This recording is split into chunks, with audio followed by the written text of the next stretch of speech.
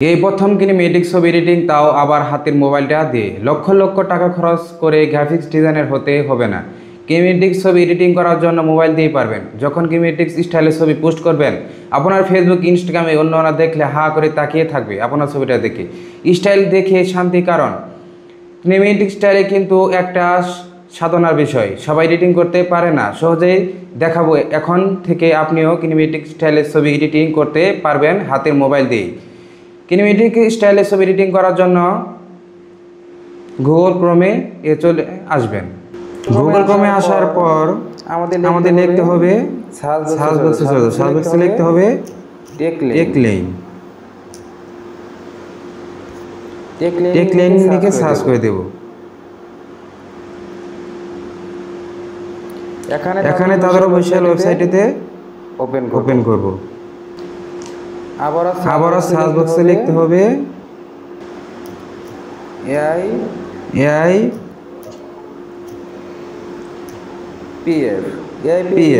এআইপিএফ লিখে সার্চ করে দেব।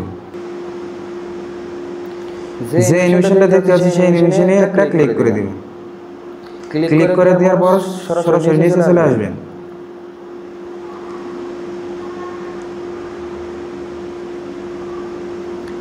নিচে আসার পরে দেখতে পারবেন এখানে একটা স্ক্রিপ্ট রয়েছে। সেই স্ক্রিপ্টটি আপনি কপি করে নেবেন। স্ক্রিপ্টটি কপি ছাড়া আপনি এরকম ছবি এডিটিং করতে পারবেন না।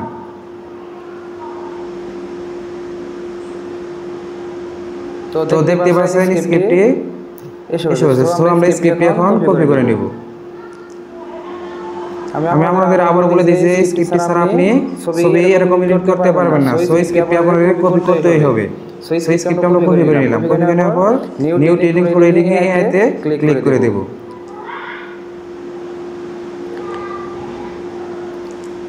ক্লিক করার পর এরকম একটি আসবে, টেক ভিউতে ক্লিক করে দেব।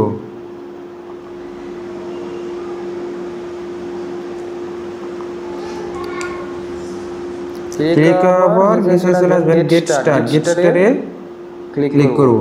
ক্লিক করার পর দেখতে পাচ্ছেন এরকম একটা ওয়েবসাইট চলে আসবে, যেটি আপনি গুগল ক্রোমে খোলা থাকতে হবে। সো এখন আমরা প্লাস আইকনে ক্লিক করে দিব। দেওয়ার পর এখানে গ্যালারি শো করবে। গ্যালারি থেকে আমরা একটা ছবি চয়েস করে নেব। আপনার মন মতো একটা ক্লিয়ার ছবি চয়েস করে নেবেন। আমি আমার মন মতো একটা ভালো ছবি চয়েস করলাম।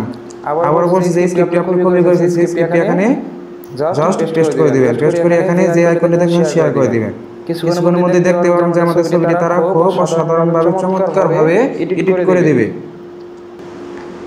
দেখতেই পাচ্ছেন আমাদের ছবিটা কত সুন্দরভাবে তারা হুবহু চেহারা মিলে এডিট করে দিয়েছে। সো আশা করি ভিডিওটি আপনাদের কাছে ভালো লেগেছে। ভিডিওটি যদি আপনাদের কাছে ভালো লেগে থাকে অবশ্যই লাইক, কমেন্ট, শেয়ার করবেন।